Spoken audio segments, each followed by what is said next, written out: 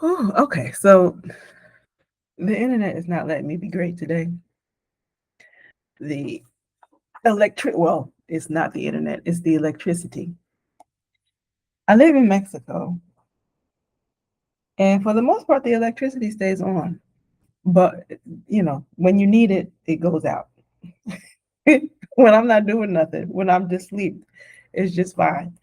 So we're gonna try this again because we're gonna get this video done today. Putting on my what is this? Lavender um, essential oil above my lip to help keep me calm and relaxed while I do a video. So today we are talking about external validation, not external validation, but what it is that I stopped chasing at the age of 49. This is what I'm doing if you're new here. I'm Halana Black. I left the States in 2018. I've lived in 10 countries since then, um, currently living in Mexico. And I just turned 49 this past May, and I am collecting all of the stories, the tips, the things that I have learned, the lessons that I have learned throughout my 40s so that I can walk into age 50 with my head held high and ready to take the world by storm, right? So, this is what I'm doing. And so I'm glad that you're here. And I am hoping that these lessons will land with you wherever you are in life. Um, and if they do, let me know in the comments. If you like this sort of a thing, click the like and the subscribe button so that you'll get more of me in your For You page. So my first lesson, external validation. External validation. I stopped looking for external validation. I don't need anybody to tell me that I'm important. I don't need, um, I don't need a job title, a corporate job title to tell me that my life is moving ahead in the right direction. The other the other day I was watching a commercial on YouTube, and you probably have seen it as well. And these commercials it's AI centered, and these AI commercials are so good that they pull you in like it's a real commercial, like like you're watching television. And in this particular one, I saw a video of it centers a guy and how he's been kind of slow about going upon his life. And I think in one of the stills, his mother-in-law comes in and says, you're such a sad and sorry case. Most men your age are already CEOs, and he's like somewhere in his 40s. And I'm like, oh wow, that's that's savage. That is actually savage. And he kind of slumps over and he's like, yeah, yeah, yeah. But I don't feel that pressure. I don't feel that pressure to have any sort of a traditional corporate title. Certainly not a CEO, unless it's of my what it is that I'm doing. But even what I'm doing is still outside of the box, still out of the ordinary. I don't need institutional permission. I'm not looking for the validation of gatekeepers to be able to validate what I do. Now I'm a writer.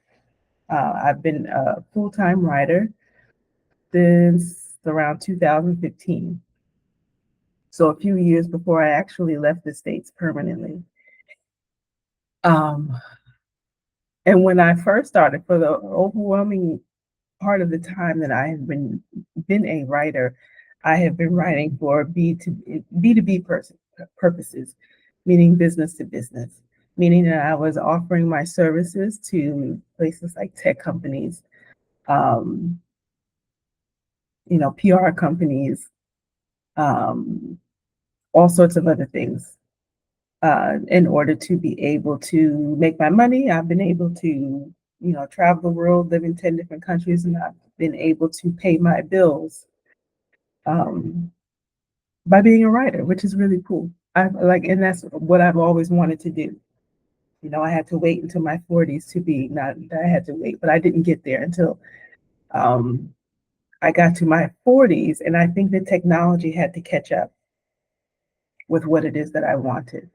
Because I always wanted to be able to travel the world, but didn't want to necessarily travel the world through a job. You know what I mean? Like that always felt stressful to me. I just want to be able to travel on my own, be able to see and experience the world, kind of like an Anthony Bourdain, if you will, and other people who have popped up who are like him. Um, but as far as gatekeepers are concerned, I write for magazines and I enjoy writing for magazines, but I don't like how I get treated writing for magazines. And so I have learned that I have to put writing for magazines in their place because there's still gatekeeping on what it is they want you to write about. Um, they're gatekeeping as far as payment is concerned.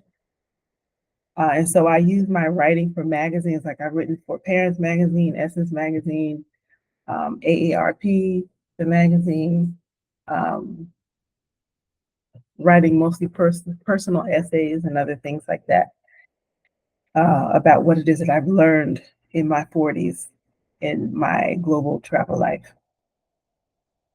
And what's been really cool about that is I found an audience. People are interested in those stories, but only up to a certain point. And so I sort of use that as like a social proof of me being able to be a writer. Because in order to get into those magazines, you do have to prove that you do have a certain level of writing ability in order to write for them. If you're a person that's just coming off the street, there's a process to being able to do that. And the better you do this process, the better you show that they will let you into the gates to be able to write for them. If you don't do that process well, they don't pay attention to your pitch. It's really simple. All of those things are learnable, but what I'm doing now is I'm paying more attention to what it is that I want to create. What's the legacy that I want to be behind?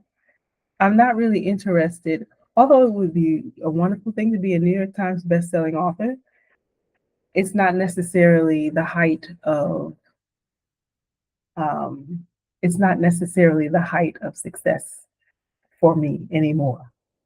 It's if I make it, awesome. If I make it that way as an independent author, then wonderful. But I hear so many jacked up stories from people who have made that list and are not necessarily making the money that they want, or they got themselves into sort of, not necessarily, well, people who have made the list and then they got themselves into publishing deals as a result of, um, well, they got the publishing deal and then they made the list, and then sometimes their books get made into movies and all sorts of other things. But the deal that they originally got on that original book um, kind of screwed them over because they lost out on a lot of things like licensing rights, you know, publishing the book in other languages, all because they didn't know. And so what's important to me right now is to be able to take time to learn what the publishing business actually looks like, what it means to be not a traditional publisher, but an independent publisher, to be able to write in spaces where I own my own work. Not that I don't participate in writing for magazines, because I'm still pitching for magazines and doing all of those things. Just to be able to have my name attached to magazines that other people put value in, you still kind of got to kind of do some of that. But I borrow some of that authority and put it to my authority, which is essentially what it is that I want people to trust more than the magazine articles, if that makes sense. So external validation is something that I'm putting down, um, that I've learned to put down in my 40s and certainly into my 50s. What else? Number two is the high cortisol hustle. The high cortisol hustle. I stopped treating my body like a machine to be pushed to exhaustion to prove that I am being productive. Can we talk about this one? Can we talk about this one? There's a young lady on Substack that I was having a conversation with, and she lives in France, and she's off to somewhere, you know, for the month of August, taking a week or two off because in France, most people just sort of take the month of France off, the month of France. They take the month of August off just to be able to enjoy time. Like people's businesses close, things are not as busy as they used to. I imagine like stores, like grocery stores, they are probably working at a limited capacity, and it's just understood that that's just what you do in France. Which I think is wonderful. I think that's a wonderful thing to be able to look forward to that whole month of peace. Um, and what I was saying to her was that in America we don't take the month off. However, in many spaces we show up to the office space. Um, there's a push to be able to make everybody appear to be productive, even though your brain is not necessarily there. People are kind of moving slowly. They're looking forward to whatever their little weekend thing was going to be. Um, and so they're there in body, but their minds are actually someplace else. And I actually have had a few jobs where the summertime would roll around and we would have Fridays off. However, they would take 2 hours and add an additional 2 hours to Monday through Thursday. So you're actually working 10-hour days Monday through Thursday, and then you would so-called have Friday off, which isn't really off. If you're working 10 hours Monday through Friday, which is just crazy as hell, just give us the day off. And so I think Americans are really excited about the appearance of looking productive rather than actually being productive 100% of the time. I hope that makes sense. I hope that makes sense. So, kudos to France. And really, to be honest, a lot of cultures really do this. I have learned, and not just that taking the month of August off, but there's just time for rest on a day-to-day basis, especially in countries where it gets really hot.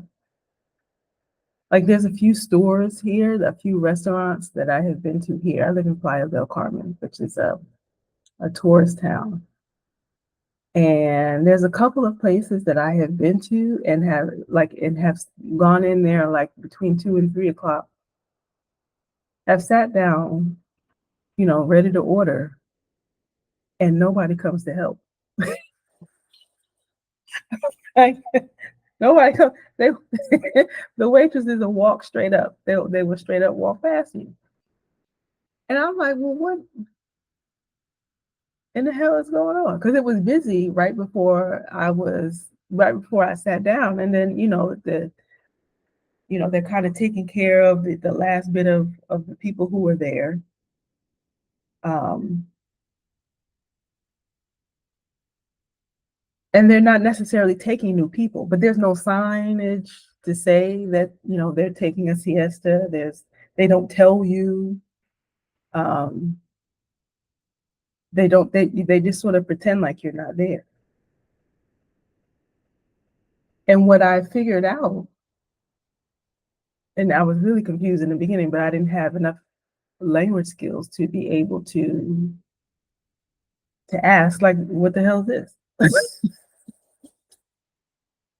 And so when I realized that people weren't helping me, I would just kind of get up and like, okay, well, maybe it's something else. But then I figured out people are on siesta and they don't put signs up because it's sort of understood that that's just what they're doing. Um, so they take a break, they go in the back, they sit down, they cut the TV on, they might, eat something themselves. Um, I would walk in and I would, poke my head in the window. I was like, "Are y'all taking people down?" They're like, mm-mm. They don't even they don't even fake the hello and welcome energy. They don't tell you what time to come back. They're just like, no, not now, not just just they're just not. They're just they don't have time for your American ass to be asking all sorts of silly questions because it's the middle of the afternoon. Leave us alone. And I'm not mad at it. I'm not mad at it. So um, yeah. So I stopped treating my body like a machine to be pushed to exhaustion, just to be able to prove to other people that you're being productive. It's not necessary. So think about where it is in your life that you are pushing yourself like a machine. And what I'm learning now is that like the time for the hustle and the bustle is probably in your 20s. And even then, I think I probably pushed a bit too much even then.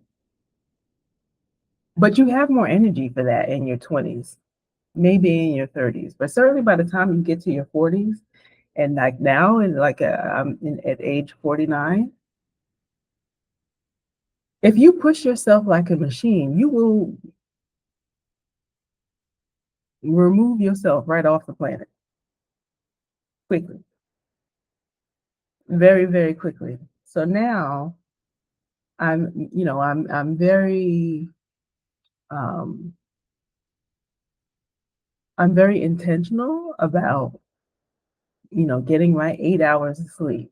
And if I want extra sleep, I'll get the extra sleep. I'm very intentional about getting sunshine every day. I'm very intentional about going out to walk. I'm very intentional about what it is that I eat and drink because I have to be. If I don't do it, who else is? Like, nobody's going to tell you. No one's going to stop and tell you, hey, you're doing too much. You need to stop. What often happens is your body will tell you by breaking itself down. It'll show up as disease, it'll show up as fatigue, um, and all sorts of things. So you have to take care of yourself. Make sure that your to keep your cortisol low. What's next?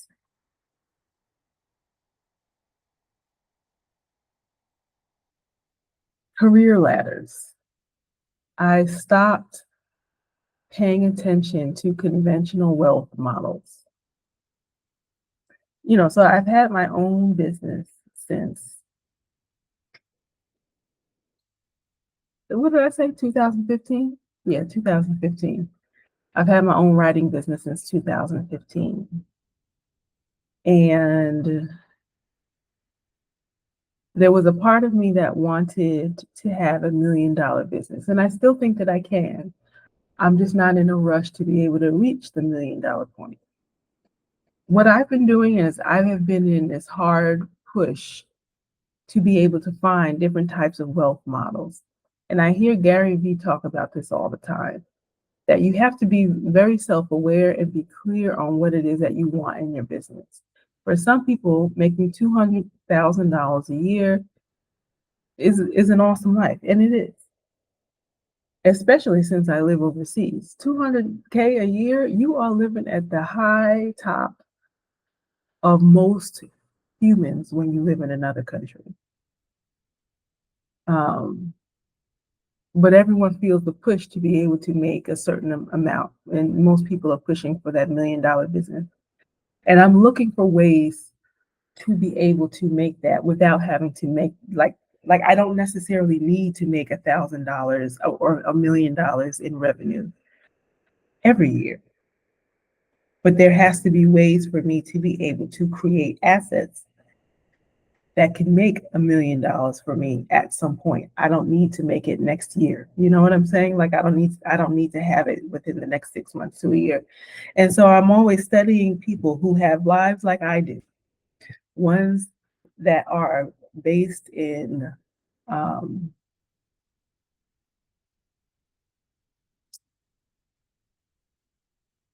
business models that are based in doing what it is that you love, um, and doing more of that and less of the things that you don't want to do. Like, I don't really want a big business. I don't need to have 10 employees and we got to scale up every year because, it's a new year and, we got to do more proving of who we are out here in the world. Like, I'm good with a business that features me and me alone. That's really what I want. I want a business that's me. I may pull on an assistant or two with time. Sometimes I hire freelancers, like freelance people who do book layout on a freelance basis for me, or like book cover design. But that's it. Like, I don't need like a COO, a person that does marketing, and then somebody over here who's doing the finance. Of course, I would hire somebody that does my accounting for me at the end of the year to make sure everything is where it's supposed to be. But that's it. Like, I really just want a business of one person. I do not need a business of 10, 20, 30 people, and eventually 100 people. And then we got to have a building. It's just, that's just too much. So if I make $1 million, figure out how to be able to make the $1 million using those assets, those digital assets, and even like product-based things that I can make based on my own intellectual IP, the books that I write, the newsletters that I write, um, and even in like events that I will eventually produce. I would really love to be able to take people with me when I go overseas, to do that a couple of times a year, to see, if that's something that I would really love. But I would really love to be able to take people who are interested in learning from what I do. Like, do you want to be able to have the type of life where you can pack up and go someplace for a week or two on the other side of the planet and just really experience life, a slower pace of life, to be able to sit down and write and be able to pay full attention to your own creativity, to be able to relax and not even necessarily to write a whole entire book while you're gone, but to just be able to live where you just feel like you have space to think or to not think, to be able to sit, to walk, and come back and you just feel relaxed enough to be able to be more creative again. And honestly, that's what I've been doing the last few years. And it's not complicated what it is that I'm doing out here. Um, I stay abroad because I feel like I have space to be able to dream and live in a way that suits me. Um, and not that you can't find it in the States, but I find that a lot of people in the States are so focused on living on the treadmill that they never do really have the space. It's like they want to be able to keep the stuff, like the big car and the big house. And those are all nice things. I'm not saying that people shouldn't have those things. I think that you should have what you want. But at what cost, though? At what cost? And so for me, the cost is I leave my home country and I'm fine with it. You know, I don't even know if I want to call it a cost. Um, but for some people, it is. It is a cost. Like living overseas by themselves is a cost for some people. It's not to me.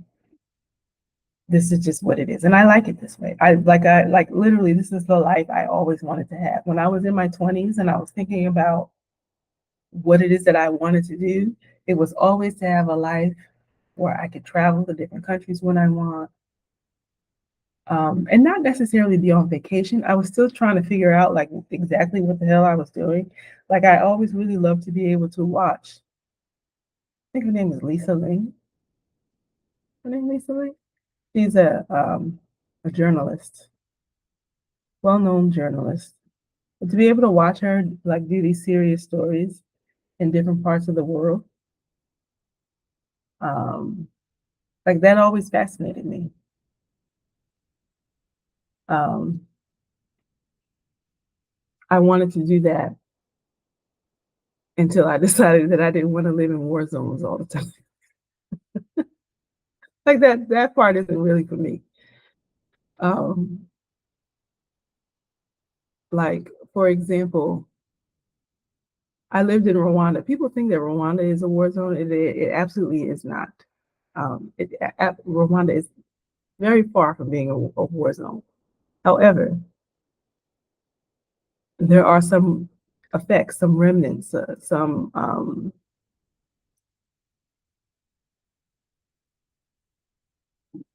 because of the genocide that happened in Rwanda. There's some things that have happened because of it, and so you find that a lot of people are living in sort of a permanently.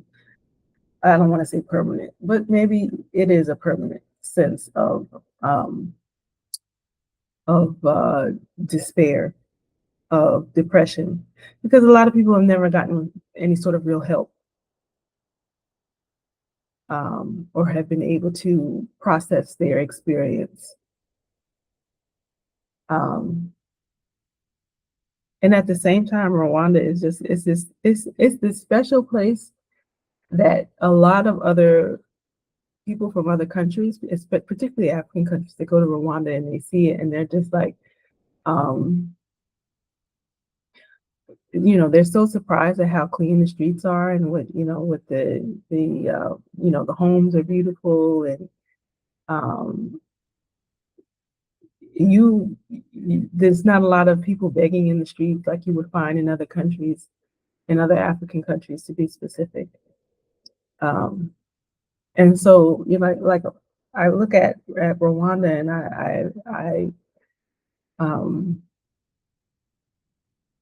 and I would really love to be able to take people to Rwanda to be able to visit, to be able to sit down and like write books if that's what you want to do. I think someone told me that Rwanda has some sort of a special visa for people who write books. Like you can get a whole year visa to be able to go to Rwanda and be able to say, and it's the perfect place to do that because there's not a ton of stuff going on. I mean, there is, it has um, things going on, but it's not like you don't go to Rwanda to be outside, so to speak. You just don't. There are many other countries that you can go to do there. But if you want like peace and quiet to be able to, find some space to be able to sit down and be creative, you can do that and do it. And like, you can go up north, you can stay in Kigali, you have beautiful views. Um, it's like Rwanda is a beautiful country to be in. And so to bring it back to what we were talking about in number 3, conventional wealth models. I'm always looking for conventional wealth models, different types of people that look like me. Black women or any women, really. There's this lady that I follow online. I can't remember her name, but she does a lot of content with um, UGC or user generated content. And then she just has a bunch of stuff where she has a coaching program and she's doing a bunch of videos, and she does Substack, and she does Pinterest, and like she does all the things, and she makes, at least according to her, she said somewhere between $300,000 and $400,000 a year, and it's just her. Like she's the only person in the business, and she has a creative pace that she enjoys. She's not moving slow, but she's not moving fast either. I think she's somewhere in her early 50s. And that's what I want. Like I want to be able to move at my own pace, my own creative pace, to be able to create things, to be able to teach when I feel like I have something that I want to share with people, to be able to create, books, ebooks, um, to be able to create my art in the way that I want to. And at some point, I'm going to have my art and my books come together. Like it'll either be part of the book, or some of the journals that I create, or the journaling prompt cards that will feature my own personal art on it. Like that to me is a perfect career. Like I could really care less about, running after somebody's um, title, or, running after, trying to be somebody's, to get a certain pay raise, or to have to ask people for a pay raise, or be able to ask for time off. Like I just don't want to do that. I just don't want to do that. So I will not be. So what else am I looking at that I stopped chasing at the age of 49? Uh, relationships that require self-abandonment. Relationships that require self-abandonment. I stopped chasing connections, approval, romantic partnership at the expense of my peace and personal boundaries. And child, this was a hard lesson. Listen, both romantic relationships as well as personal relationships. That was such a hard thing for me to learn, because in all of the examples that I had growing up, I had always seen my mother abandon herself for other people's comfort. And I'll even tell you, just yesterday, I was outside walking around. I was out on Fifth Avenue, which is like a popular place with a bunch of like outdoor stores and stuff. And I went to a local Starbucks to be able to sit down and read.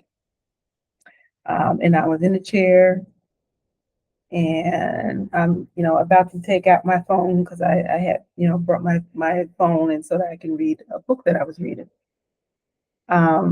And I'm sitting there for a while, and then this gentleman walks over. He was a Mexican gentleman. He says, "Hey, you might be more comfortable sitting over in this other section, because the chairs are much softer. I think you would be more comfortable there." And he smiled, and he left. I said, and of course I told him thank you and smiled. And it was just the nicest thing. It was the kindest thing. And I had to stop and ask myself, why is this interaction so important to me? And the reason that I came up with this, because as a single person, I'm not used to other people being concerned about my comfort. And to be honest with you, even when I was married and dating other people, um, that's the dog. Felt something. I heard something out the corner of my ear, and I look over, and it's the dog that's sitting outside my door. Um, what was I talking about? Oh, the gentleman who was kind, and I sat down, and I was concerned. I was thinking about what he did, or what he said about being concerned about my comfort, because as a single person, you rarely ever get people who are concerned about my comfort outside of myself. And even when I was married and dating people, they were not concerned about my comfort either. Like if I didn't say that this was uncomfortable for me, um, like it wouldn't happen. And I would sort of put my comfort to the side, but I would do like I would turn myself inside and out to be able to make sure that they were comfortable and had the things that they need. But nobody had ever done that for me. And so the lesson of my 40s was to number one, learn how to be able to figure out what it is that I need to be able to make myself comfortable and be okay with that. And to only allow other people in my life who make space for my comfort. We can all make space for our comfort together. Because I've been around a lot of manipulative people, downright narcissistic, I would say, for some of them. Others are just selfish and manipulative. Um, and so I think that's a big lesson for me. And for a lot of women, I think that we enter into these relationships where we feel like we have to abandon ourselves in order to be accepted. That living in a permanent state of self abandonment is okay. And it's not. It's not okay to live in a permanent state of self abandonment. That's how you wind up checking out of here early. That's how you wound up, gaining a bunch of weight. That's why your hair is falling out.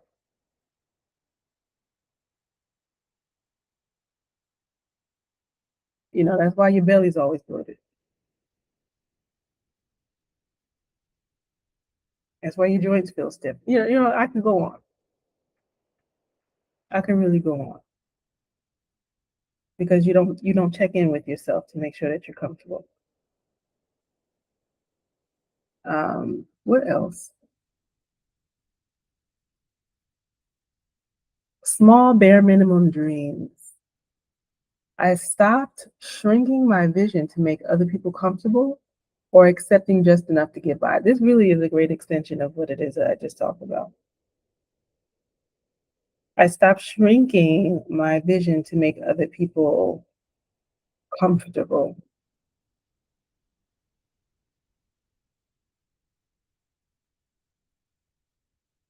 And so when I was working, I always felt like I needed to be in a state of working, as in working a regular 9 to 5. I was always the person who always kind of felt like I needed to shrink myself in order to let the group shine. And then realized later that everybody else in the group was doing things to be able to make themselves shine in front of the group. And I was fine with sort of taking the back seat. And what I learned is that what I am learning as a business owner is that if you take that sort of an approach to building your business, you may as well just go and get a regular job. If you don't think that your services are the best, if you don't think that what you are offering is worthwhile, if you are too afraid to get up and tell people about who you are, what you do, why you do it, what you enjoy about it, why you're the best at it, business is going to be hard for you. And that's really something I had to learn over time.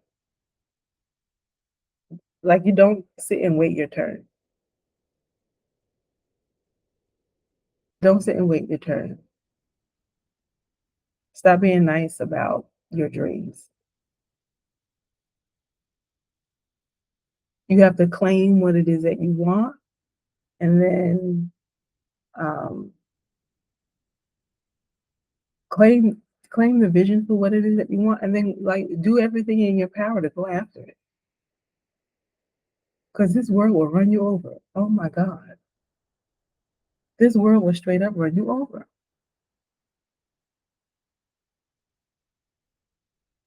And so in many ways, Like I first you have to leave the the approval of your family. In my family in particular, I would find like my parents, they used to call me the Queen of Sheba because they, you know, I guess in some ways they felt that what it is that I wanted was entitled, or that I was trying to skip over work in order to be something other than what it is that they understood to be correct. And it wasn't that. It was just that I saw other ways of being that were just not necessarily in their atmosphere. And that's okay. Like kids are supposed to be able to see further than you. They're supposed to be able to do more than you. Um, but I didn't have really anybody to be able to tell me that. I always had my parents as the model. I was always following what my parents did. And you know, there's nothing wrong with honoring your parents, but you need models outside of your parents to be able to help you to move in the direction that you want to go to. That's something that I regret not getting or not figuring that out earlier. Um, like for example, I wanted to be when I was in college. I told my mom, I said I want to be a freelance video editor, and you know she didn't really understand what freelance meant. You know, all she felt like freelance meant you know, not working. You know, you just sort of work when you want, and you know, there's no real paycheck attached to it, which is not the case. And what I was doing at the time was I was in a I went to Rutgers University and I studied um, video production and video editing and theater and all sorts of other things. And there was a point in my studies where I was working around other video editors, and I really liked their life. Like there was these two guys that I was working with on a an internship, and they had started their own little company, and you know they were getting a little buzz out there in the world, and some tiny magazine had decided to do a cover story on them, and so they were out doing the pictures for their cover story, and they were talking about I got to sit in and on their interview, and they were talking about, you know, how the vision for their business and where they were going and the people that they had worked with. And they had worked with some really impressive people on some really impressive indie movies and things like that with some really impressive actors. Um, and I was just like, I was like, wow, you know, like I saw something that was possible for me. And of course, I shared it with my mother. I don't know why I did. I don't know why. Why did I do that? You know, bless her heart, she's no longer here with us. But sharing dreams with my mom was not always the best of ideas because I call the dream pisser on her. Uh, because like she would just sort of piss on my dreams. Not, and I don't even think she'd even realize that that was what she was doing. It wasn't like she was doing it intentionally, but because my dreams didn't look like something that she understood, then it just wasn't worth it. Um, and so yeah, so I wound up doing a bunch of other stuff. Which, you know, and everything works out for itself. I kind of what I'm doing now is a version of what it is that I wanted to do in college. I actually, you know, I do a lot of editing now, not in video, but in writing.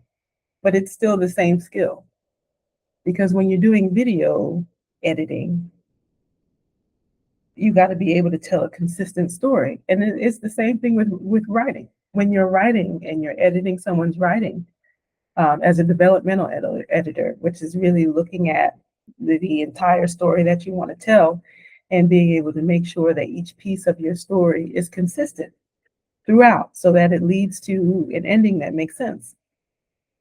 Same thing, same skill. Um, and just explaining that to people, she didn't really understand. So everything actually wound up working. It wound up working really well for me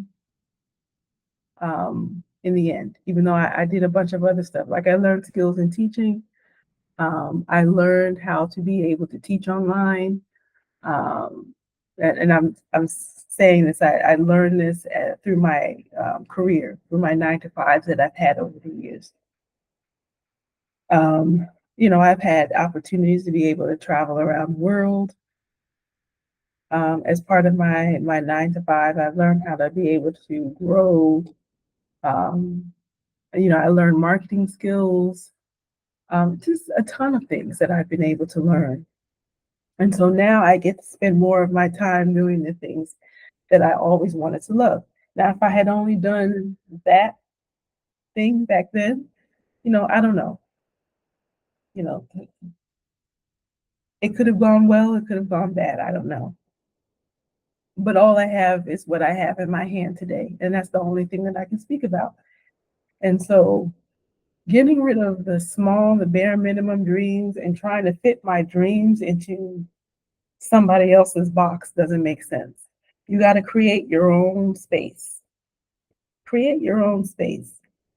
And especially now, like a lot of people my own age are getting, because they're so dedicated to fitting in the box, because that was where they started from. It's like they're shaking in their boots now because they don't know how to be able to function in this world, because they're always afraid of being fired, afraid of being laid off, um, just because of all the technological changes that are happening now. And, and it's been written about in some circumstances for Gen Xers who work in creative careers, which is me. If you're trying to stick to your creative career as you know it, as you knew it, whether you worked at a film company, where you work in publishing, where you did TV production or art in some way, shape, or form, that day is about a wrap. However, there's growing space for you to be able to learn new things, and to be able to offer your expertise, your services in a ton of other ways, um, either as a freelancer or to be able to, just create a whole different business um, on your own. But you got to be willing to do that. You got to be willing to take that leap. And I'm so glad I took that leap kind of early. Like I did the leap a little earlier than everybody else. So a lot of